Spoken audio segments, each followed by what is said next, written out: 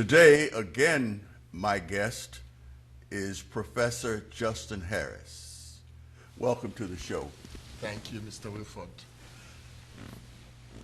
As a professor and learned expert of education, first of all, you are full-time teaching at Strayer University at the moment. Yes, please. Yeah. Again, I say as a learned professor, one of our topics today is going to be education and the value of education. But before we get into that, I want to talk about today, Wednesday. For many churches, especially the Catholic Church, it's the starting of Lent. And what that means to the religious, especially as it pertains to Catholics. How do you see Lent as being important to the Catholic religion? I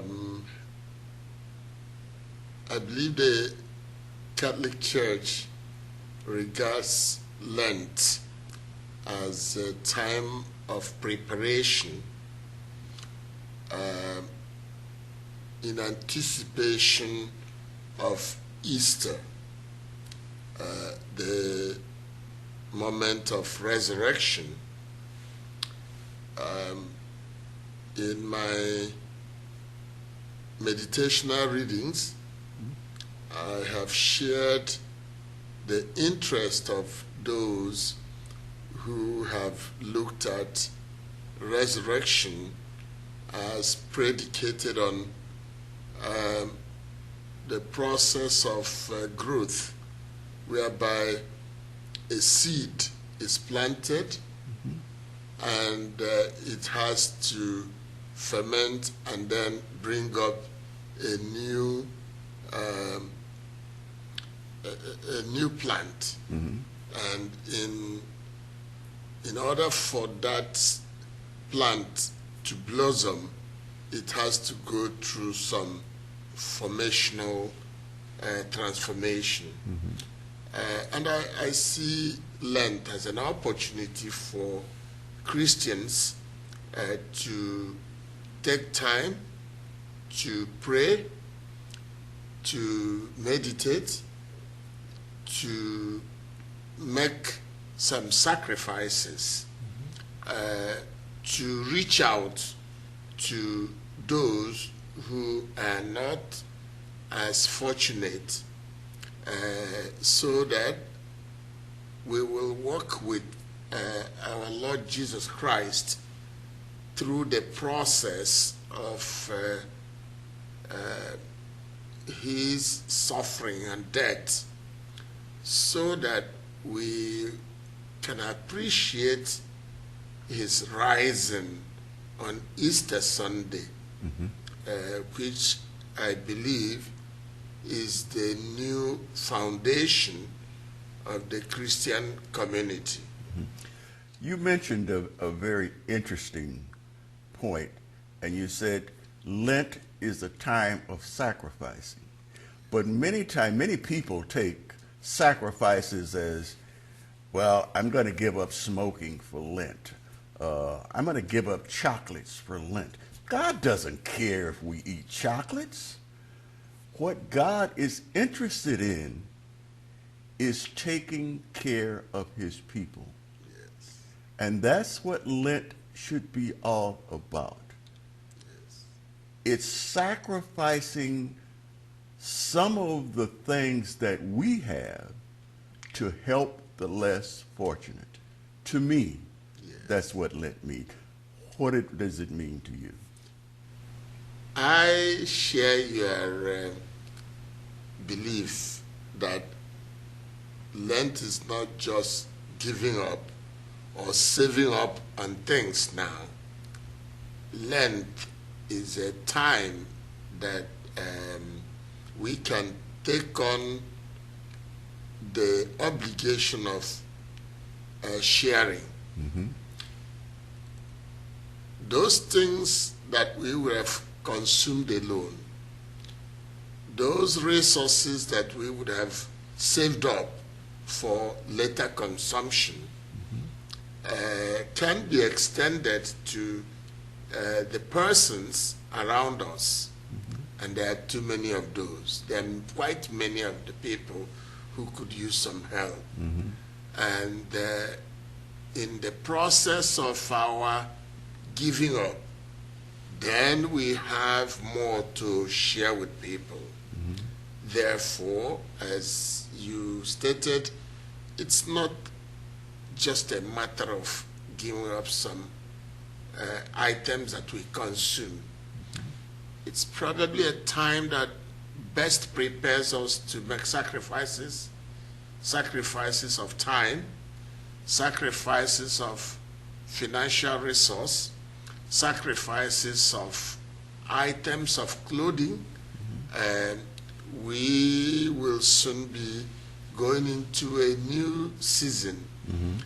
Some that may have received help for the winter also need help for the spring.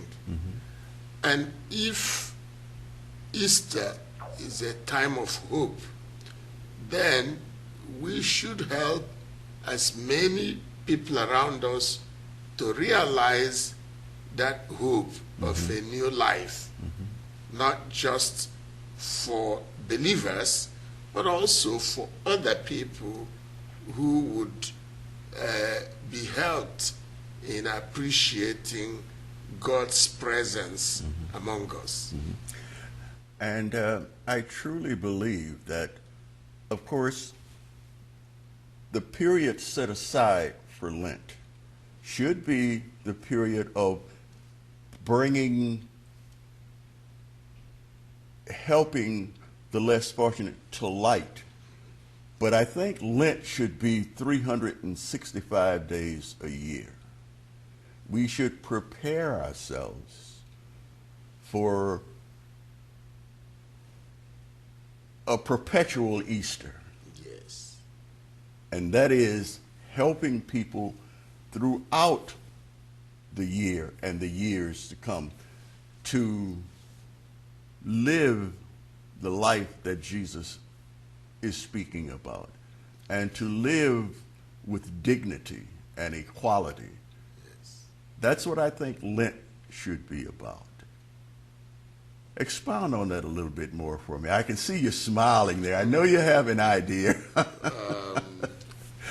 I am reminded of the approach in counseling that looks at the person as a totality, holistic approach to human life. And it seems to me that the calendar is brought into our lives simply to organize things, so that for the habits, for the virtues, for the values we should uphold 12 months of the year, we are given an opportunity by seasons to nourish, focus, and grow such virtues. And you're right, by looking at Lent as just a period of preparation for something that is continuous in our life. And it will not be very helpful to think of life in December without thinking of sharing. And if we are given just the weeks of Lent to prepare, so that we can do the things that are demanded of us better throughout the year, then it becomes a very quality time to prepare ourselves to live life of community, service, sharing, devotion, appreciation of the gifts that we are entrusted with, which, when we extend it to others, make the human community a more livable community. I know that that's a slogan, one of the motto of Prince George's County, a livable community. So we can also, through the practice of Lent and the continuation of these sacrifices throughout the year, make humanity a livable life. Yes. Now, I happen to know that you don't just talk the talk, you walk the talk. Your philosophy of life is helping people. But you don't talk about that, and I'm not going to have you talk about it. But as I said, I do happen to know that your philosophy of life is to help people. Yes. I know of many instances where you have went out of your way to make something better for someone else. And that's a trait that comes from our belief in the principles of Jesus Christ. Yes.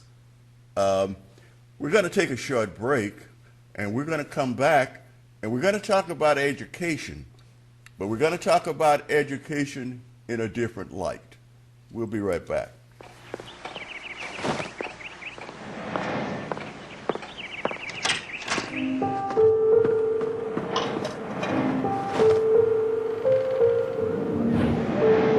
When foster children are bounced from home to home, they can end up feeling homeless. As a volunteer child advocate, you can help ensure they have a safe, permanent home where they can thrive. CASA, for children. Okay, we're back, and as I said at the top of the show, Professor Harris is an educator. And we're going to talk about education, but we're going to talk about education in a little different sense. We're going to talk about spiritual education. How does one prepare himself spiritually to live the life, the Christian life, and that is the life that Christ gave his life for? How do we prepare ourselves for that, Professor Harris? Thank you. I have come to appreciate Christianity as a life that's predicated on the example of Christ himself. For somebody to give up his life for others is as heroic and as exemplary as I can think of. And that life is made more exciting because we are not alone. We are in a community and we are armed with guides. The Bible is a source of inspiration. The teachings of the Catholic Church, and the same goes for any other denominations and Christian outfits. Those teachings that are passed on become sources of inspirational ideas, prayers. Individuals who have lived lives in our own time, such as Mother Teresa, the late Pope John Paul II, And going back to the centuries, individuals such as St. Francis of Assisi, preparing to live a life where others have shown us good examples, become easier. And the church, as well as Christian communities such as St. Nicholas Parish here in Laurel, do come up with programs, special times of adoration. I know that there are 3 Eucharistic celebrations today at our parish here at St. Nicholas. And that's a sort of kickoff. We start this celebration together, we make sacrifices together, and we walk into the morning of Easter together, believing that the Savior is risen, having conquered death, that we as inheritors also will look to follow his path. But the education that we get come, as we have indicated earlier, from parents, from guardians, from leaders of our faith, whether they are lay ministers or pastors at our various churches. There are special programs on television. The Eternal Word Network has programs that help people, and a number of people gather to support one another. But the key there is prayer, reflection, devotion, going out of one's way to practice acts of charity, taking time to reflect on what life is all about, asking oneself what she or he can do to make the world a better place. Being as exemplary as Jesus Christ himself. Yes. And speaking of educating oneself, later in the year, I think it's in May, we have an international cultural awareness dinner at St. Nicholas. St. Nicholas Church has probably the most diverse congregation in the whole diocese. You name an origin, and we probably have it at St. Nicholas.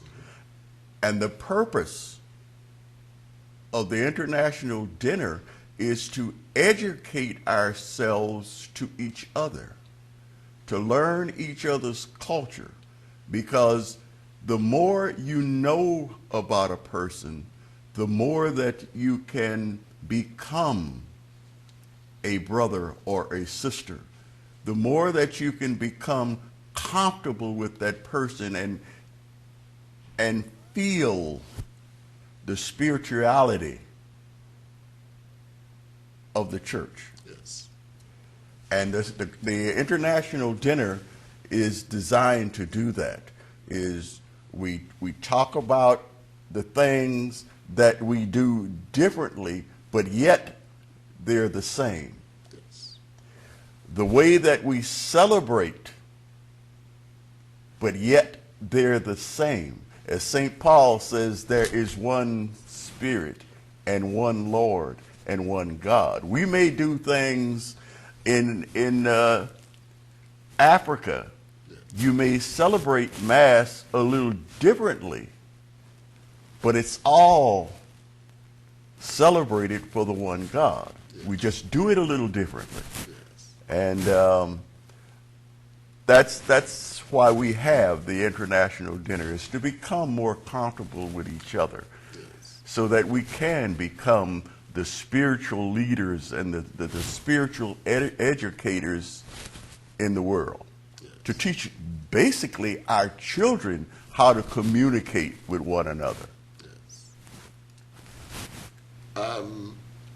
I'm glad you brought up the forthcoming international dinner. I believe that we are lucky and privileged at St. Nicholas, and I feel that other communities that may have the diverse group that we do have enjoy a richness that cannot be quantified. When people come together and they have come from different walks of life, the way of life of each person enriches the other by exposing that other individual to the world beyond their physical confines. And people see others wear a different type of clothing, a different type of hairdo, speak in other languages, share food that is different, music that is different. Yet, each group, when it comes to worship, is asking for God's favor, is sharing their joy of what it means to be a believer. So, as we take the time during this period to do things together, and we plan ahead to share with the rest of our various groups what it is to celebrate, what it is to make sacrifices. Whether these sacrifices are at baptism or christening, or in some cases among the immigrant community to come together at wakes and to celebrate life, not just to mourn the dead. We see what happens at St. Nicholas as an opportunity to reach out to those parts of the world that have their ambassadors among us. And for many people who are foreign born to also have the opportunity to see the richness of American life. Because even for the native born, celebration going on today that started last night as Mardi Gras in New Orleans, which in that area you have a large influence of French culture. And because of their being around water and so forth, they have a different way of celebrating than people who may be in Texas or maybe in Maryland. So these activities that bring all of us together do not just expose us, but they also allow us to be humbled by the richness of God, by the richness of various parts of the earth that bring something to the table of humanity. And I see it more as an opportunity to find the gifts that are hidden in others, so that one can enrich himself to be a better person and a better Christian. We're going to take another short break, and then we're going to come back and wind it up. We'll be right back. Cancer is a big idea for a small child. She dreams of being a figure skater. We're trying to figure out what to do next. Each school day, 2 classrooms of children are diagnosed with cancer. The doctor said there's hope. I'll be brave, Mommy.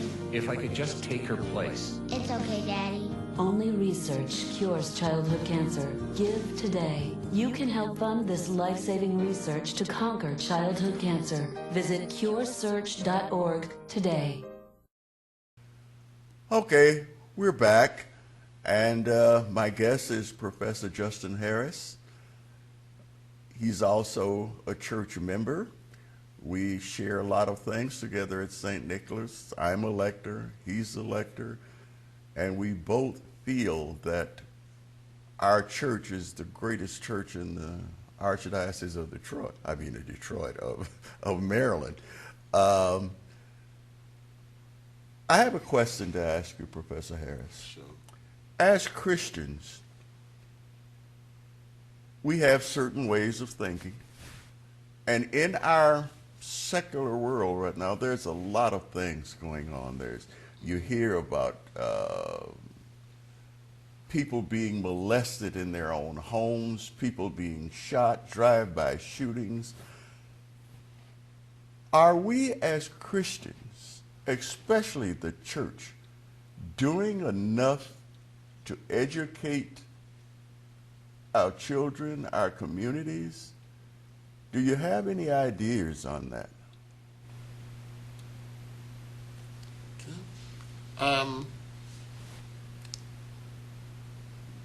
The process of confronting the challenges that face our society is one that I believe should be ongoing.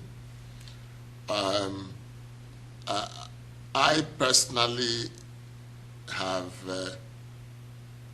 had to deal with the problem of evil in society. But as a person of faith, I have tried to believe that I have enough support, I have enough blessing to cope with whatever comes one's way. Individually, we make effort to live life in such ways that will reflect our faith. And I recall one of my professors who had indicated that the church is always reforming, ecclesia semper reformanda. The news out of the Diocese of Philadelphia about the suspension of priests, I believe, is an indicator that the church is listening. So many things that challenge our society are at times overwhelming, yet putting prayer forward as an instrument helps us surrender those things we are not capable of taking care of completely in the hands of God. I think this period is the period of the Cardinal's appeal for help. And I had gone through the brochure from Cardinal Laurel of the Archdiocese of Washington, and I appreciate the various programs that the church at the local level and globally does to help. Of course, we may not have all the resources, but just to make that effort, and given this time of Lent, to bring more people to the awareness of what our world is facing and what it takes to deal with those.